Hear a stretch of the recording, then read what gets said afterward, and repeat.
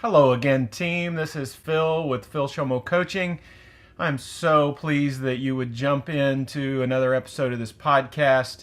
I'm just having so much fun doing this. I'm learning so much from each person that I'm getting to talk to, and getting great feedback from many of you who are really loving the content, the guests, the quality of what we're talking about, and I hope that that's true for you again today.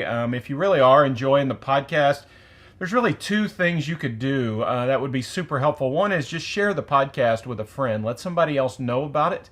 And the second one is to click on that subscribe button, whether it's on YouTube or if you would subscribe on one of the podcast channels. That would be just fantastic as well, and that just helps to grow what we're doing and the conversations we're having. I really appreciate that.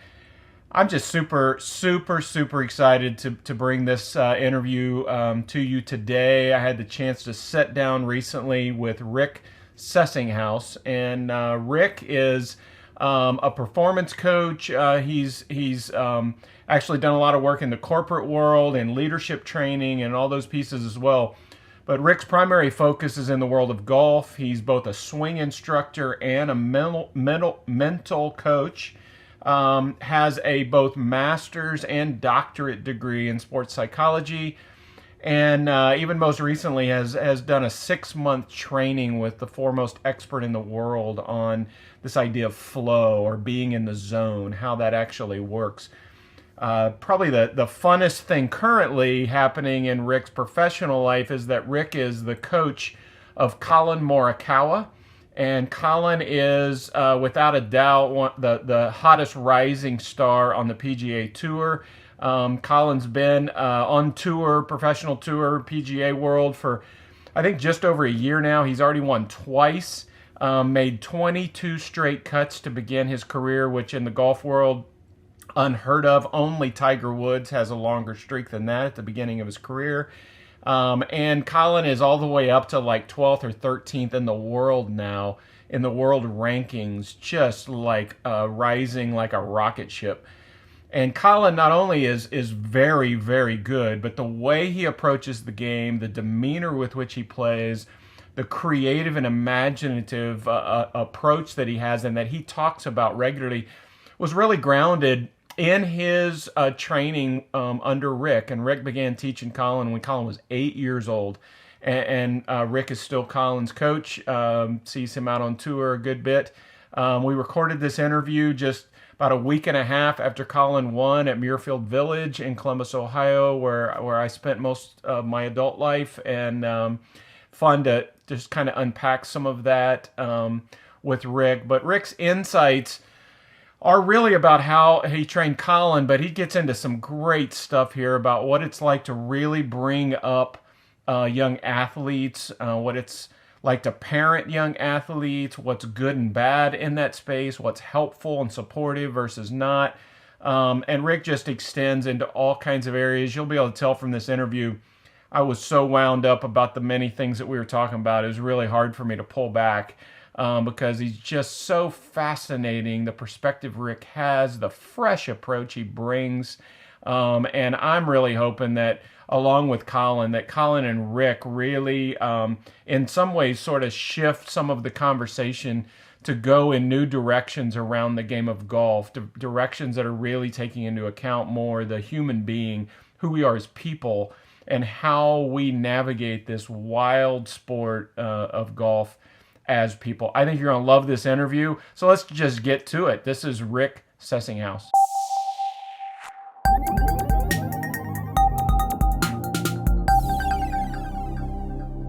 Welcome, everybody. It is great to have you back for another edition of the Phil Shomo Coaching Podcast. And today I am just super blessed. I'm geeked out, actually, to welcome RICK SESSINGHAUS. Rick, welcome, man. Good to see you. Thank you so much, Phil. This is going to be great. Oh, it's so good to have you. Rick is a performance coach with a bit of an expertise in mindset and how mindset makes and breaks performance. He's a writer. You're on TV from time to time, former pro golfer, fascinating educational background that intimidates the socks off of me. More certifications than I have time to even name, and lately Rick has been known because his one of his students who he's worked with since he was 8 years old, Collin Morikawa, has had enormous success recently on the PGA Tour. So Rick, it is really, really, really cool to have you. I want to tell you something. You don't know this part, so I've been following you for a little while, and then worlds started colliding, and I said, all right, man, I gotta talk to this guy. So I had the chance to be on a podcast recently that was a lot of fun, and right, I think the week before me, 7 days before me, you were on that podcast, which I had listened to. And then shortly after that, I am listening to another podcast from a guy I'm in a certification program with. And I hear him interviewing you. And lo and behold, you have completed that certification program. And I just said to myself, I am like one step behind this guy all the time. So this guy doesn't know that he's leading me.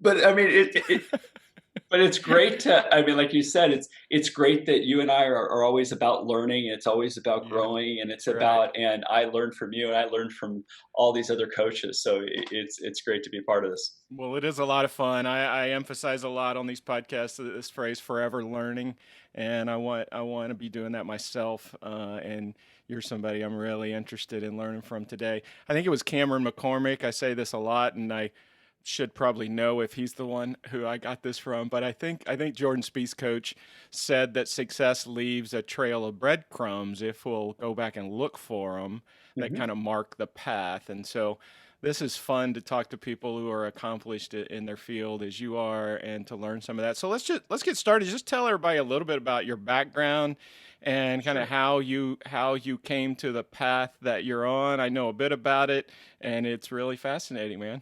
Great. Yeah, I'll give you a quick snippet. So I played a ton of sports when I was a kid. Golf was actually the last one that I was introduced to when I was like 12 or 13.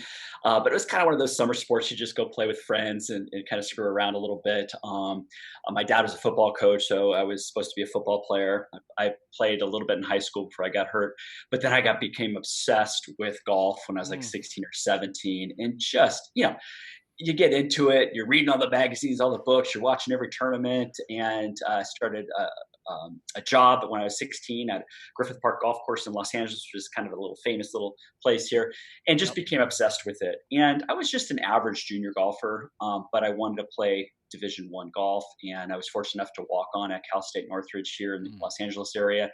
And I was an average D1 player, a good ball striker, a short game, and then mental game, not as good as it should have been, right? So, kind of fast forward, I play there, try to play professionally a little bit. Don't make enough cuts, but what I found out is that I just loved golf, and now I could now go coach golf. So I became a member of the PGA. I've been if you want to call it, kind of that typical swing instructor, just banging out lessons at the end of the range, and really enjoyed it. But I found that there was kind of this piece missing, because not only did I not believe that I got to that potential with my own game, but I saw my students that looked on the range, they looked like, oh, that guy should shoot 79 and he's Exactly. shooting 89. And I thought, wow, there's a disconnection happening Yeah. here. And so I was always interested in the mental side of the game and the psychology of it. And I, seeked out things. But I really said, kind of about 5, 6 years into my teaching career, I go, I'm interested more in that end of it.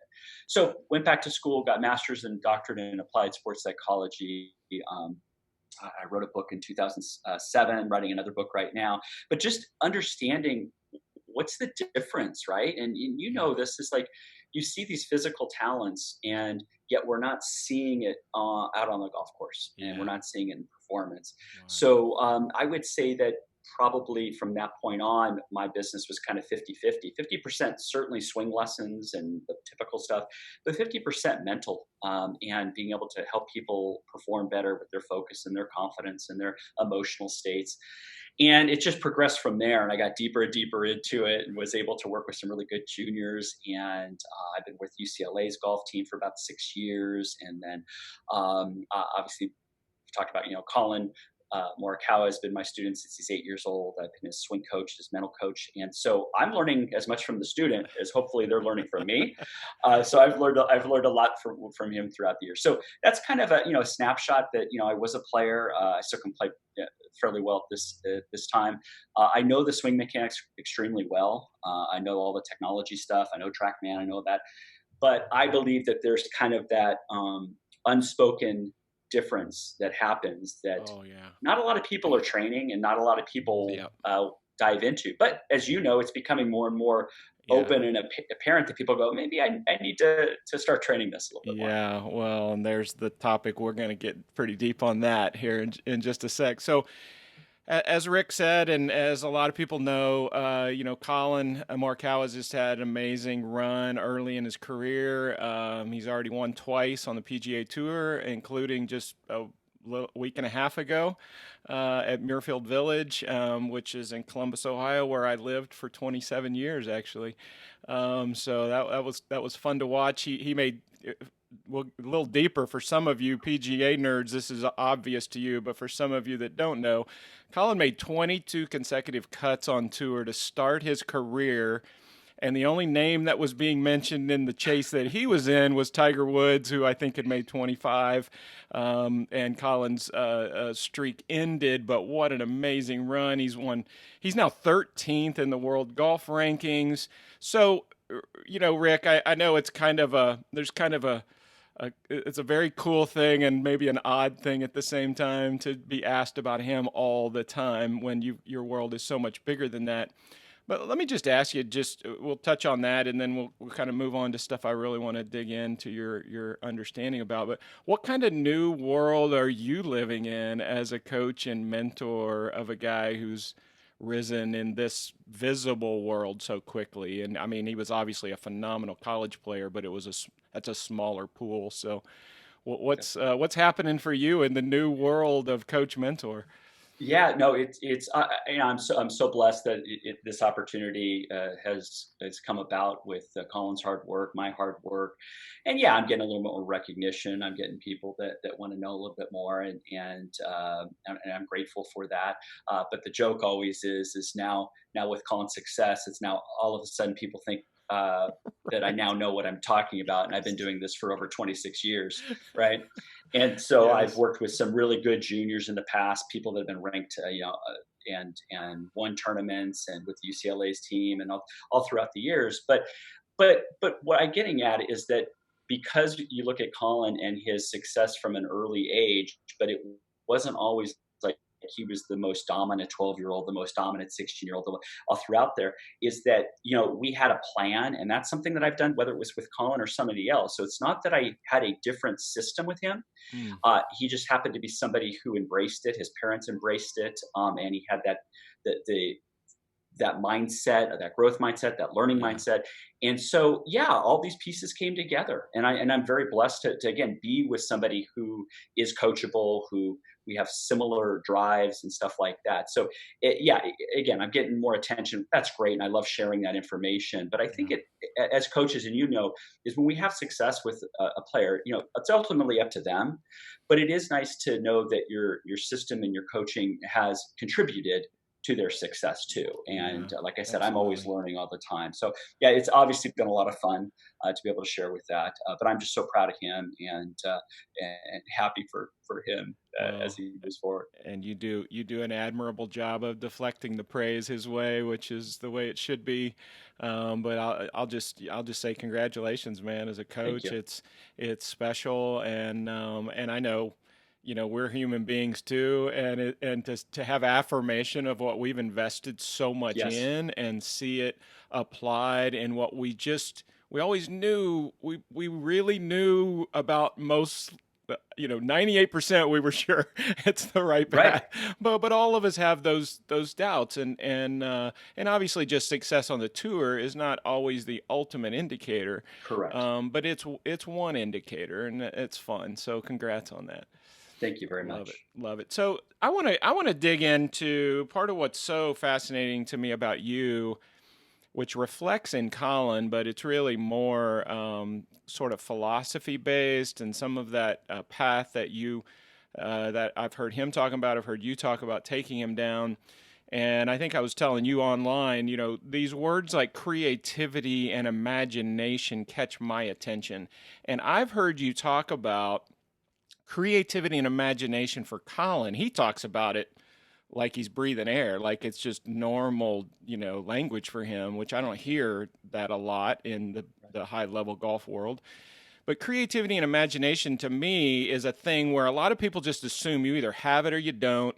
And if they don't feel like they have it, they just brush that off. Well, Tiger had it, but that's one of the many things that he was just sort of born with. It sounds like Collin probably has it. That's very cool. But you talk about it in terms of training and using it, and then also, and this is where it really grabs my attention, in trusting it. So this idea of training creativity and imagination to the point of trust in the biggest moments is very fascinating to me. And I've sensed for a long time there's a lot of space between just what people are born with and either have or don't have. So would you give a little bit of why you've gone after that with students, and how a little bit of some of the practical side of how does training creativity and imagination for golf, how does that actually come about? How do you do that? Sure.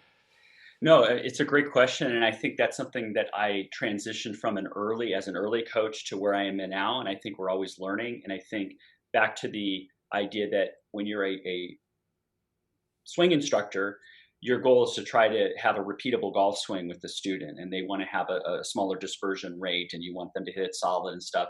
And so I think at times we get, as coaches, get stuck on a driving range area and try to get perfect positions, and then have them have block practice all the time and want to see the same shot over and over again. I get that that's a good foundation to start your skill sets. Don't get me wrong. I want somebody to have a shot like Collin has with that little baby fade that he can Right. trust. But I been on the golf course enough to know the variables in golf are enormous. Everything from the lie to the length of the grass to the slopes to all these things that we now have to adapt for is not being trained on a range setting. So to me, there's a disconnection. Mm-hmm. We can create a golf skill of a swing and have a pretty looking swing that we can put on Exactly. Instagram and have Yes. everybody say what a great position I am. And then there's the other thing of what I know is we want to get the ball in the hole as soon as possible. Yes. And there's a lot in between there. And I believe that the variabilities is what we actually have to embrace as golfers, is to understand not only the environmental changes, like a lie and the wind and the slope and how firm the green is and all that receptive stuff, but what we're feeling changes day to day. Oh yeah. I can be stepping on the first tee with confidence and I'm ready to rock and roll and let's go. And then the next day when I have a 3-shot lead going into the day, I could go, uh-oh, am I really good enough for this? And now my whole state will affect how you perform. Yes. And so back to now, how do I train it? Most of my golf lessons are playing lessons. They're on the golf course. Collin, from the age of 8, Come on. all the way through 18. Okay. I would see him once a week. And 60-70% of our lessons were on the golf course. Okay.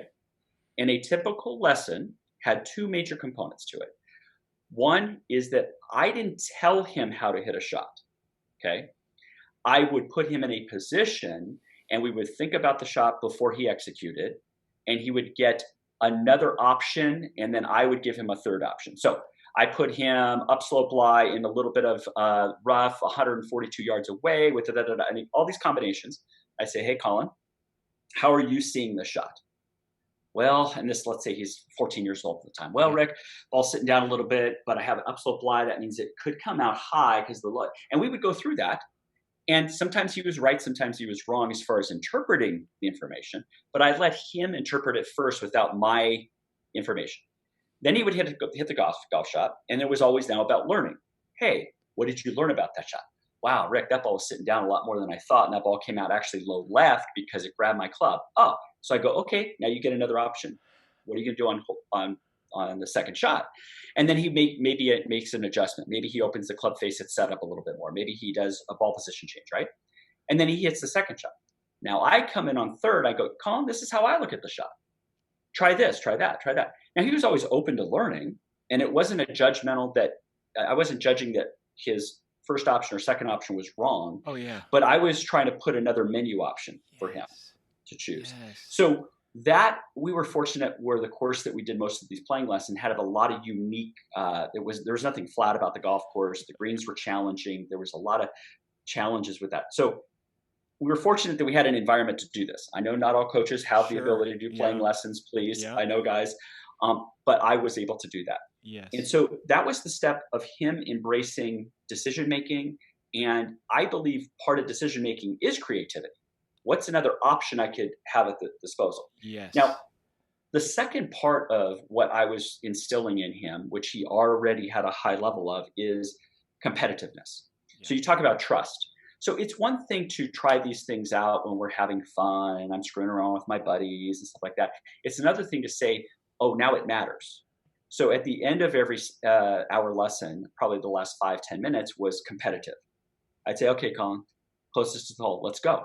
Now here's a key thing, and I've said this before, is I don't care if he was 8, 9, 10, 11, 12. He never looked at me like, that's unfair, you're a pro. He took on the challenge. Which told you a lot. It is. I go, he never made excuses. He never thought this was unfair. He never did that. And, one of our jokes now that we did this little thing for TaylorMade, and we were talking about competitive, and he turned it on me and he goes, Rick, I noticed when we're working now, we don't do much more competition anymore. Why is that? I go, I got to protect my ego, Collin. Come on, So because I live off excuses, buddy. Totally, man. Do as I say, not as I do. But what we had instilled at an early age was it was okay to make mistakes. It was okay to choose a different shot. It was okay to learn. Yes. And then, but there was a competitive part of this. Yes. Yeah. And I think it's been I grew up in a very competitive family with my dad being a coach for football and stuff like that. And it was just instilled. You're winning and you're doing all these things. And I think something flipped about 10 years ago. And I'd love your feedback too on this, where I think, yes, parents, they wanted their kid to do well, but they were also trying to protect them a lot. Like, well, okay, if they lose, it's okay. And sometimes they got to deal with that. They got to deal with the disappointment. They got to deal with the frustration. And he just full on, hey, let's go for this. I'm going to beat you. And there was trash talk and there was like that. So I think back to trust is that, can you now train it in an environment that does matter, and that we can actually see, do you behave and perform differently when we are in we'll call it a pressure situation. Yep. Then I want to know more of how he's feeling and if he's getting too excited or if he's, so I hope that answers your question. It does, man. We certainly lead the creativity was about literally putting him in different situations and having him do multiple shots to figure things out. And I'm going to help him along the way. But then the second part was, can we cement it through competitive environment to get somebody to say, okay, let's go. Like you said, I trust it now because I only get one shot. Well, this is exactly, Rick, why your voice is one that I'm excited about getting a larger platform, because I was asked this on the interview that I did recently on the podcast. I've asked this to some very experienced people who actually I asked Dottie Pepper this, which I'll be posting here in the next day or two. But we got into a conversation about what I actually called it the laboratory, which is sort of the block practice world of, science and mechanics and numbers and positions and, P1s and P2s and P3s and all that.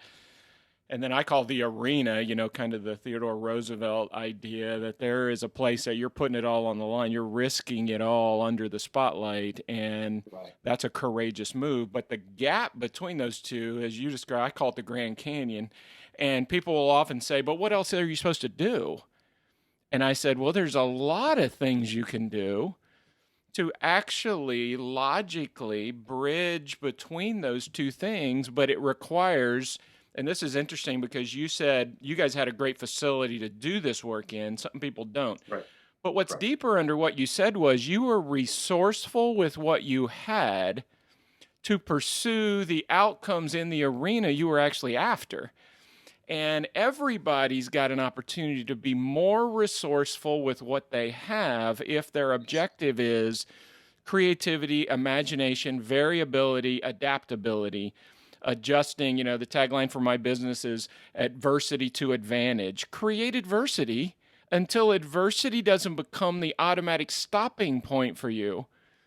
That there's always something you can do with it. And I think if there's 125 guys in a tournament, some of them are ready to turn adversity into an advantage. Great. And you explained it so well, man. So good. I love that. Love that. So is that a common path for most of the golfers? Are you spending that kind of on course time with them? Oh, definitely. Because I think somebody, this is more back when I was doing a lot of swing, they may come to me and say, hey, Rick, I want to improve my ball striking. And certainly maybe that first lesson is certainly looking at their patterns and what Yep. the dispersion rate Sure. is. And I'm looking at some physical flaws that could be related to physical limitations and stuff like that. I certainly can go through that filter in my mind to say, hey, I want to make this change, this stretch will help them because they want, and I hate to say the broad term consistent, but they want to hit the ball solid. They want to shrink a dispersion and be able to do that. Of course, I'm going to look at some of the cause and effects from a physical standpoint and all, and not that I have a TrackMan per se, even though I have an indoor facility that has one. Knowing cause and effect is vital for a coach, Yep. for their confidence. And I think if you communicate it correctly, that data can be very important for the student. There you go. Because I want them to understand the true cause and effect of what the ball did in the air. Yes. If we look at just the data point of a club, but then the club was struck by the person and then the movement and then maybe there was a mindset behind that. So I love, certainly you can use technology for the starting point, but then I think it's fascinating back to what we've talked about before is you have these tournament players that they come back to me and say, hey, Rick, this is my first tournament since we've had our golf swing lesson. And I'm really disappointed because I shot 85 and I'm going in my head, wow, my expectations is not a great word, but gosh, in my mind, I thought they would be 75. Right. So now I'm going, is that a swing breakdown or is that a mindset breakdown? And that's, to me, is where the intriguing coaching comes into play. That's where the swing, magic's at, yeah. and this is this is just my opinion. I think the swing stuff with all the technology we have right now, it's fairly easy, maybe too strong of a word, fairly easy to figure out cause and effect now. Okay. We have every kind of tool that we know what the ball's doing, the club's doing. So that can be, I think, identified fairly quickly in somebody. But I think the mindset stuff takes a little bit bigger takes a lot more stuff to do to get to that. Yeah, I couldn't agree more. And I love, again, your explanation. And some people are misinterpreting even what I'm saying on this, too. It's not that, we tend to see so many things as either red or green, like a red light only has red or green. Like the green Correct. is this is great. The red is this is stop. This is terrible.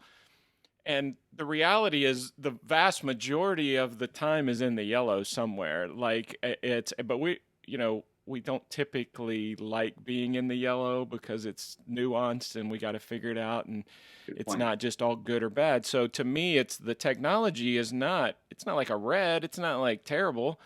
It's not like throw it away. It has a role, but I think our goal is actually still how we play when we want to play well and whatever level of golfer we are. And that work, that perfection of the beautiful Instagram post can have a place. But I sense sometimes maybe it's just out of balance a little bit in our fascination with the new and the modern and the science and it feels like we're maybe, tell me what you think about this, Rick. It feels like we're maybe convincing ourselves we're on a path to eliminate uncertainty. And golf is actually, well, in the language of Carl Morris, who I'm training with and Yeah, you've trained with, Carl yeah. Morris says the course will ask you questions all the time. And what he means by that in his England way of saying it is the course is always presenting challenges to you. It's not about certainty, it's actually about adaptability and applicability of what your skill set is for that given situation and moment. So I think this quest to eliminate uncertainty is a human quest. I just don't think golf will ever play in that, will ever swim in the pool of uncertainty. I totally agree with you. I mean, I've played tennis, I've played other sports. Tennis, you're on the same court all the time. Certainly, you can have variables of wind and stuff like that, but there are just too many environmental factors that you cannot control in golf. Yeah. Period. Yeah. Okay.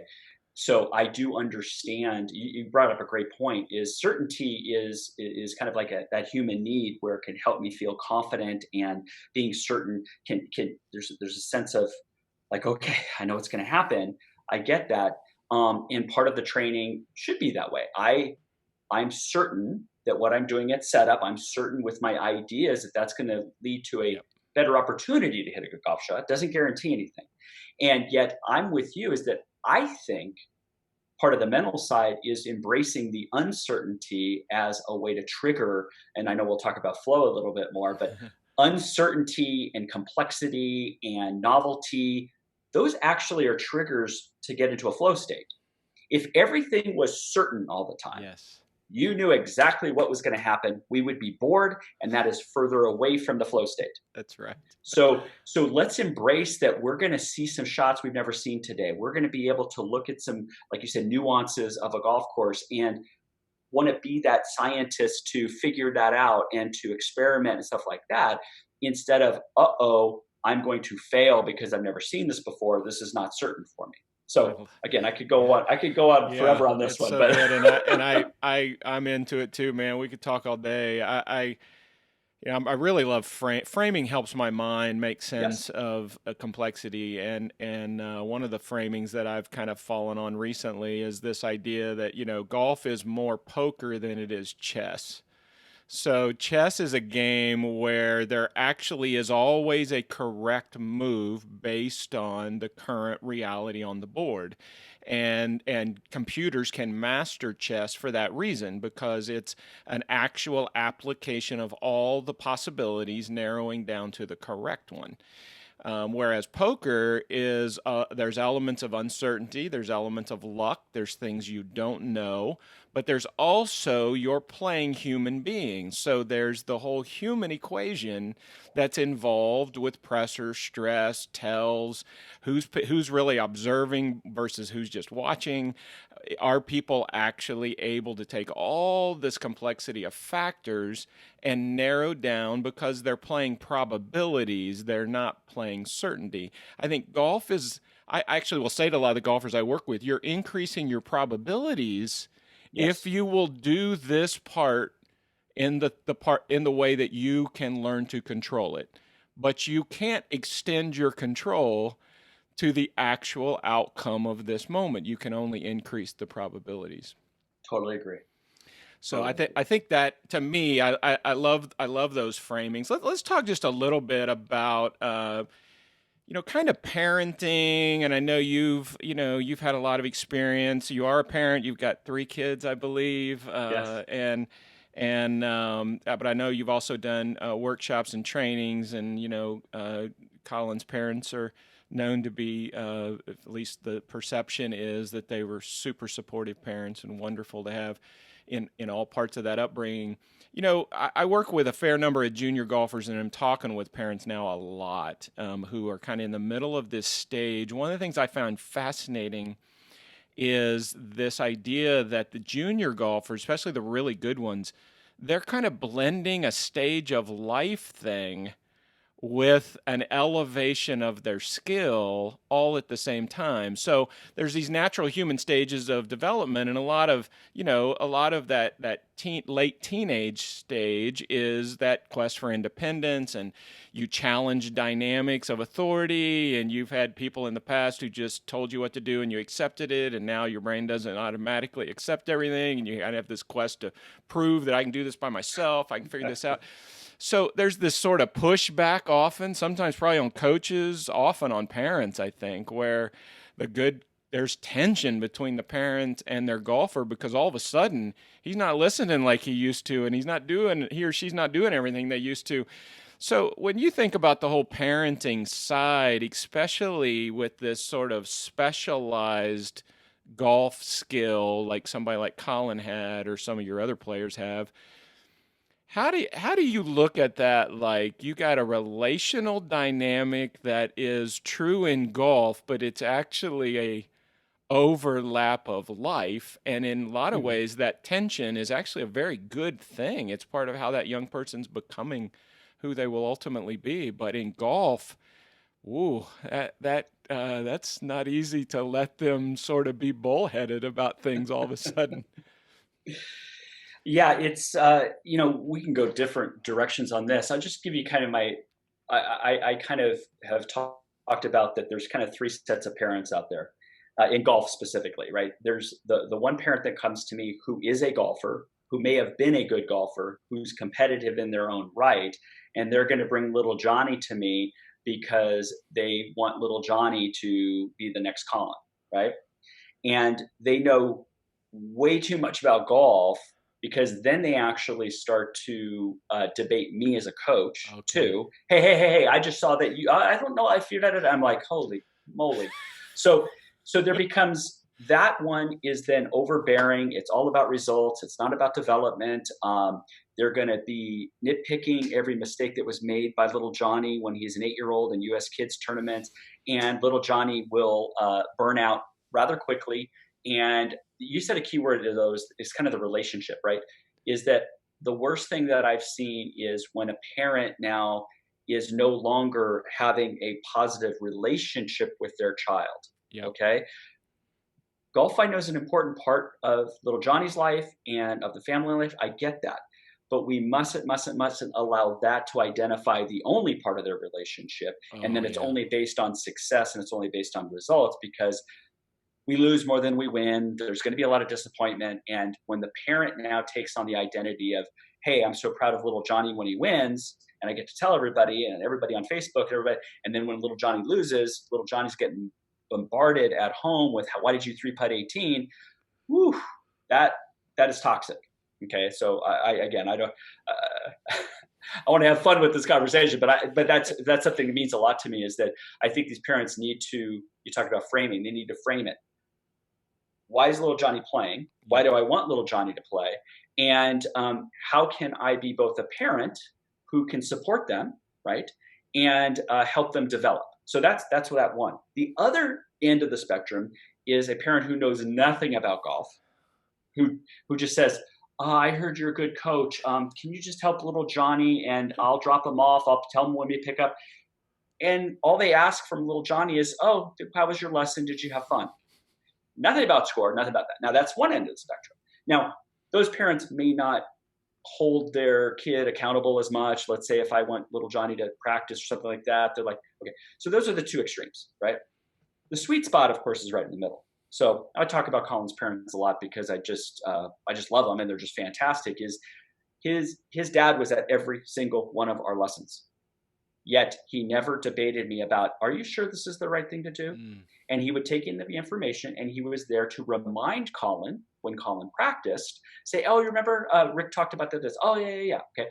And it wasn't bombarding him if he missed played poorly in the tournament, stuff like that. Now, if Colin, which he did, give us a set of goals, like I want to achieve this, he actually did. His work ethic was very good, but I think his parents were there to say, hey, we're going to support you if we see the work ethic, if we see that your attitude's good and stuff like that. So it Right. wasn't all based on results. It was more based on behaviors. Is Yeah. that if you put in the work in, if you got the good attitude, as parents, we're going to support you. and Yes, that's refreshing. it And so is. that's what I like to see. And then I stress this all over and over again is, as a parent, can we please look at the long-term development over the short-term fixes? And Thank once you. you Yes. tap into that, then I think the buy-in is now we can have a longer relationship that is healthy. That, because I've said this before, is whether it was Colin or some of the other elite juniors I've worked with, I wasn't coaching them for tomorrow's tournament. I was coaching them for 2, 3, 4, 5 years down the road, Yes. knowing, because they had told me what their goals were, I need to start to prepare them for the bigger challenges down the road. So Yes. that's Yeah. again, I could talk a Well, lot about that. yeah, me too. It's a real passion in my own life based on what you and I were talking about before we started, a little bit of my own background as a parent, and just feeling like some of the mistakes that I made, both with I had a junior golfer. My oldest son was very good. My youngest son was a very talented musician early on, very young.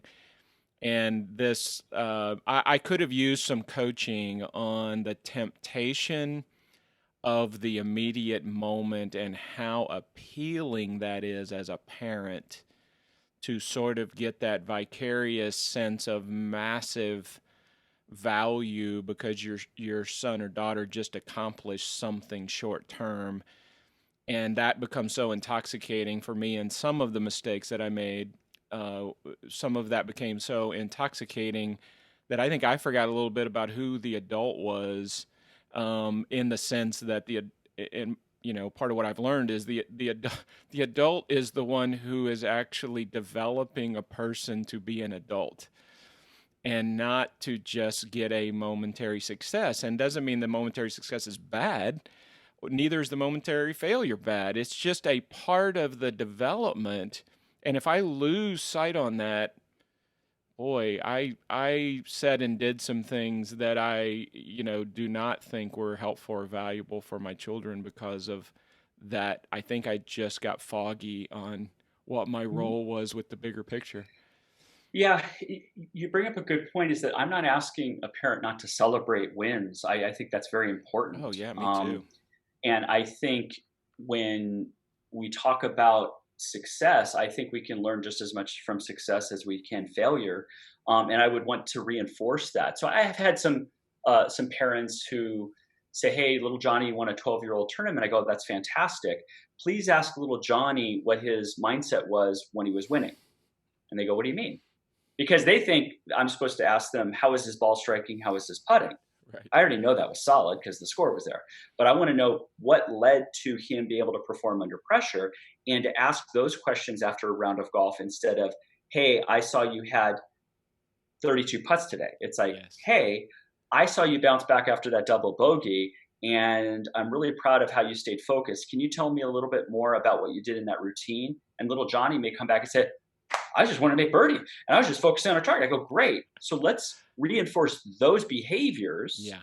that led to the results, Yes. certainly, and certainly celebrate success." But I think as little Johnny gets to be older and older, the expectations grow, and we don't start celebrating those wins anymore. And it's all about that next level. And you didn't make that AJGA event, da, da, da, da, da. And now the kid's going, "Oh my gosh, I remember 5 years ago when golf was a happy sport, and Yeah. and now I'm bombarded that I didn't play Yeah. well enough, Yeah. and it's all results." So Yeah, and a lot of juniors that I talk with, they can't even articulate it like that. They articulate it with golf used to be fun, yes, and yes, now they're questioning the fun. They don't they talk about it in terms of fun versus now it's just pressure. Nobody's ever happy with me anymore. So right. it's there is, yeah. And again, I'm gonna put the brakes on myself here because I I need another hour just on that topic alone.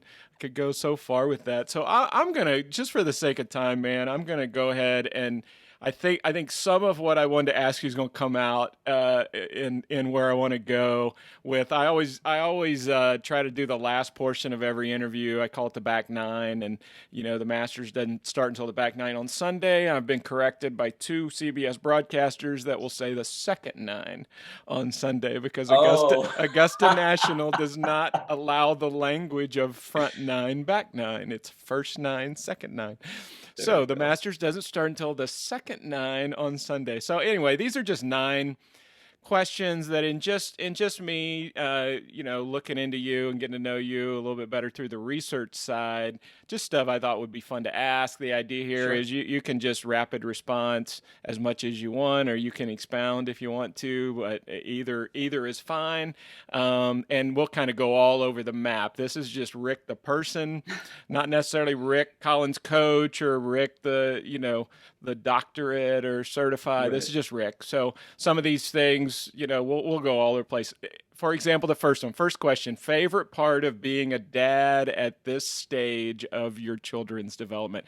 And I think you have two daughters and a son. Am I right on that? I I do. do not know My their ages though. So Yeah, so my oldest daughter's 20, and she's studying music at NYU, and she's a fantastic I think singer. that's My Grace, son, if I'm right on yes, that. thank you. That's Grace. And then my son Grant is starting his senior year in high school here, and he's fantastic with digital media and making films, and he's into that Fun. and Oh, that's awesome. great. And then my youngest is Katie, and she's 13. She'll be a freshman here in high school, and she's just a ball of energy and creative and so sweet.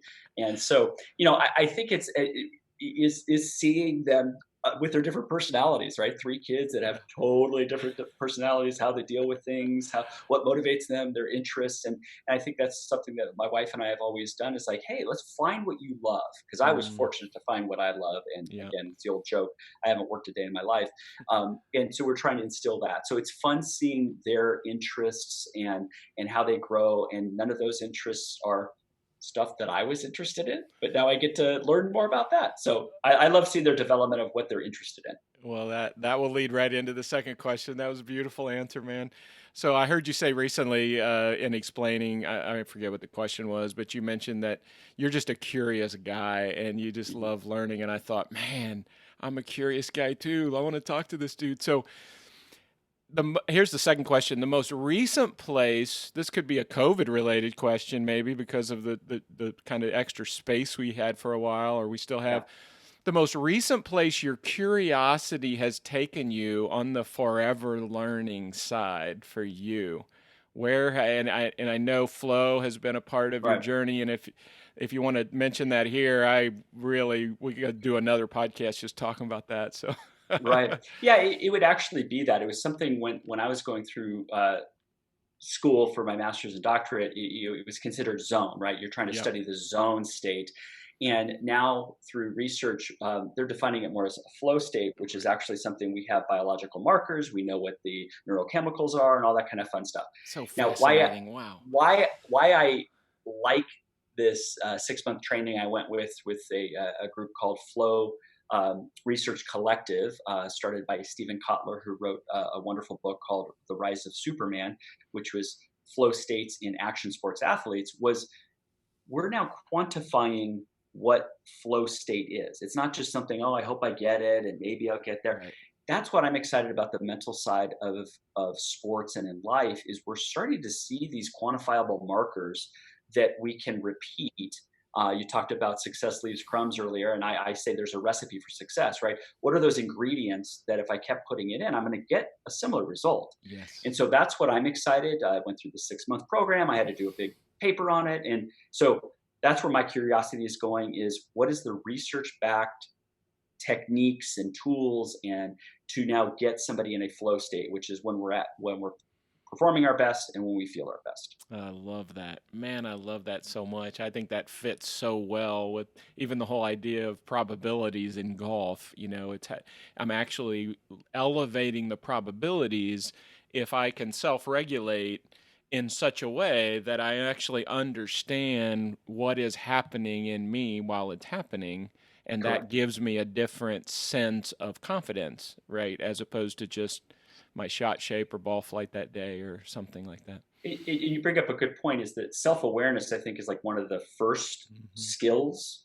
And in teaching juniors to be more self-aware, I think is wonderful for what you and I do, is because it doesn't mean they're necessarily going to hit that shot great, that next one, but they're now more aware of, what am I thinking? What am I feeling? I wonder why I'm doing that. And I think that's a great way to develop the person. So that's where I'm, the curiosity in me is what, of course, leads to peak performance. And then as we go deeper, we get back to the awareness and about where I'm at in this moment. And you and I both are going to coach people to be fully present in this moment. And self-awareness has to be one of those ingredients. Yeah, so well said, man. Thank you. So well said.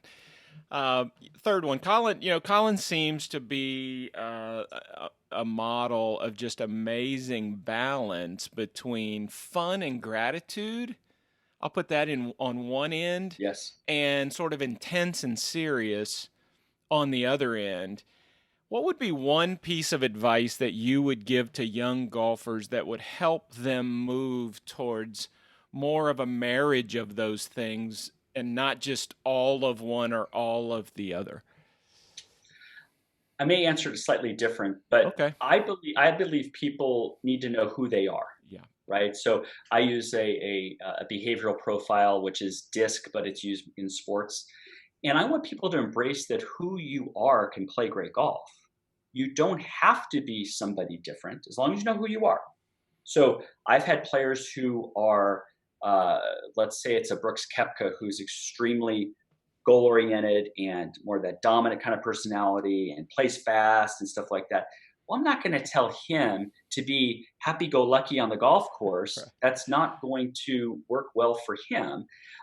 Nor would I say, hey, Bryson DeChambeau, I don't want you to look at all your charts. I want you to be super creative and play really fast and be gregarious with people. That's not going to work for him either. So I think it's part of understanding who you are first, okay? But then I'm looking at what would interfere with that particular style. So if you have somebody who's goal-oriented, who plays fast, and who doesn't like to talk, and I pair them with somebody who plays slow, who talks a lot, then there may be interference and a conflict there. So that's actually how I look at it a little bit more. I think parents they come to me and say, hey, my kid's having, and I've heard this many times, my kid's having too much fun out there in the tournaments. And I'm going, holy smokes. And then I look up the tournament, and they actually shot like a couple under par. It's not like they shot a million, right? And I'm going, I'm getting confused. They just were in the top 3. Yeah, but they could have won if they were more serious. I'm going, we don't know that yet, right? We don't know. So if I put them in a box, I said, you have to be focused and you can't talk to your friends, they probably will shoot higher scores. Yeah. So I think it's about knowing who you are. Yes. But you said a word that I want to really, really talk about is gratitude. I've done a lot of seminars in the last few years with juniors, and I finish my seminars with gratitude. We get, and I'm sure you've gotten this with probably slightly older players in college and stuff like that, where they're almost like cynical about the game now. And you're like, you don't have to play. Why are you griping to me all the time?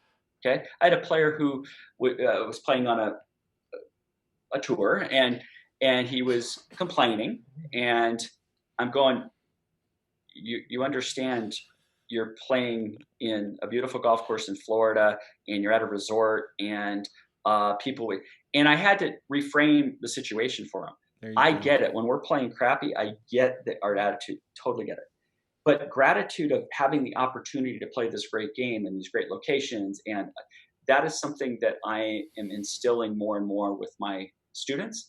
And I've seen that does shift that attitude. So back to the COVID it's interesting. What I have found was, the first couple of months people weren't playing golf, and those that finally got to go play golf, I'm telling you, I had some of the best conversations with my students because they were grateful for the opportunity. It wasn't about what they shot. In fact, they never told me. It's like, oh man, it was so great to be out there. Then I go, do you think that would serve us in a tournament? And they go, oh, never thought about it that way. I go, well, let's explore that a little bit. So gratitude is a huge one for attitude adjustment. Yeah, thank you for saying that. So rich. I love it. I love it. I have my own journey with trying to grow my gratitude muscle on purpose, like intentional gratitude development, because it's a perspective and a framing, and it really can be grown. We can grow in that. So thank you for that, Rick. Number four,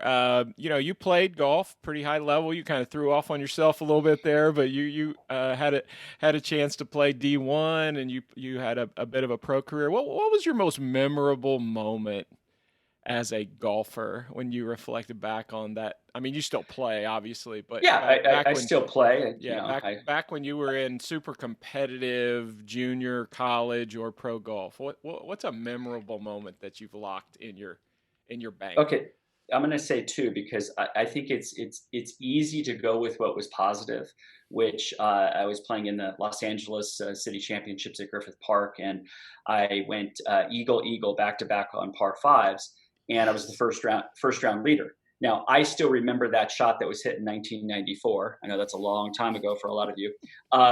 Where it felt effortless. I felt I was in a flow state, and I go back 2014 to is what that. he said. Yeah, exactly. Um, so I do go back to that shot and about that experience because I really did feel I was in a flow state, and I will go back to that. But to really answer the question honestly, it's a shot that changed the course of my life, and that was a shot that would be looked upon as failure. So when I first went out for the team at Cal State Northridge, and this is a story I tell a lot in my corporate speaking and stuff like that, is I wanted to be on that team so bad, and there was walk-ons, and it was me against 11 other guys for one spot, and I'm going to bore you with all the details, but it came down to one last shot, and I went for a par 5 and 2, and I dumped it in the water. Okay, and I was second in the tryouts, but first you only get one guy who's going to walk on. But that moment, that shot, told me it was more than just my physical golf swing, because for 71 holes, I was in complete control of my golf swing. On that shot, when I needed it most, I dumped it on an easy 5 iron into the short right into a water hazard. That's when my mindset was not congruent with the situation. So that is what led me down where I'm at, and I am very grateful that I hit that shot. Wow. People, please take note of what the man just said, because there was a million, I mean, I hear them all the time. You do too. There's a million reasons you could have given for that shot that Oh, could have totally. made that shot just something you stuck in a closet somewhere and closed the door on, or tried to, and never thought about it again. But you actually had the self-awareness to get honest with yourself about that moment, and the value, the gold, the fuel, the path, the change of life came from that moment of honesty with hard failure, Yes. right? Awesome, And, man. and you just said the key word, though, honesty. Like I said, I call it a reality check. Look at Hmm. yourself in the mirror and just let's be honest with what happened. Then we can do something with it. Yeah. But if we're going to continuously blame the golf swing over and over again, and you're going to go down that road, unfortunately, you're not going to progress Yep. the way you need to And as you know, all kinds of reasons why we do that. So, so let's keep going. Number five, one area of, you've touched on this already. You can just reiterate one, or you can push on another one briefly. But one area of growth opportunity for young golfers that you think in the modern game is getting overlooked a little bit too much. What are young golfers maybe obsessed with over here, and therefore they're kind of missing where, if you be. really Oh, want to okay. get better, if you really want Yeah, to yeah, make yeah. improvement, there's a Sure. space in your golf development that you're just really not paying attention to. Well, yeah, and I think it is reiterating that what are you actually doing in a course setting? And this is not a knock at all. Is I know we're obsessed with distance, and I know we're obsessed with biomechanics of a golf swing, and I think that's awesome because that keeps pushing the boundaries for physical performance. Yet a 14, 15-year-old who wants to hit at 310, 320, I think that's a great skill to have. Yet I've been with some of these 15-year-olds who do bomb it, and then I ask them to hit a low cut shot, da da da, da, and they have no clue how to do that. So they're not learning how to play golf. So I'm just going to simply say you have to learn how to play golf is a lot different than let me see what my TrackMan number is on getting my ball speed up to a certain thing. If you want to be a long drive champion, please go down that road. Right. But if you want to be a competitive golfer, you're going to need to learn how to play golf. How about me and you start a new league? You know, there's World Drive Championships. We should start a new league for it. It will make it about the prettiest driving range swing, and we'll have world competitions because that feels like we've got a lot of people ready for that league to launch. Oh yeah, all my TrackMan numbers are zeroed out, and oh my gosh, I get a gold star for that. That's great, but we'll want to see what happens on the 18th tee shot and get that TrackMan number where now path number goes 6 degrees to the right, and you push into somebody's backyard. So we'll call our league the Iron Byron World Championship. There we go. There we go. Question number 6. Something you love spending time on outside of performance coaching. What's the hobby world for Rick? Working out and reading. That's what I do. And unfortunately with COVID and I got injured, I haven't worked out as much, but I just do a ton of reading, and I just love being in kind of those worlds. So it's learning, but I rarely read anything about golf anymore. So, so those are my hobbies. Your hobby is chasing curiosity, man. There you go. I love that. All right, number 7, and you kind of mentioned this earlier. I'll see what if you answer it with this. If Rick now was coaching the Rick as a young golfer, what's one thing you would try to instill that would have served him well back then? I mean, I can label it as growth mindset, that every result you can learn from. I had some perfectionistic tendencies, and I was very, very, very hard on myself because I just looked at if it was a success or a failure, and then that was that I tied into my identity. So if it's success, I felt really good about myself after the golf, and then if I played poorly, I actually felt bad about myself as a person, not just a golfer. So it's separating result from identity, and cutting myself a little more slack. There you go. Were you talking about me? Because I think you were just, I was looking in a mirror there for a minute. Sorry. Question number 8. Who's the person, because I have a theory. I'm going to test my theory on you. I have a theory that everybody that achieves success or ends up with a life full of gratitude actually had somebody along the way who saw value and potential in them when they were young.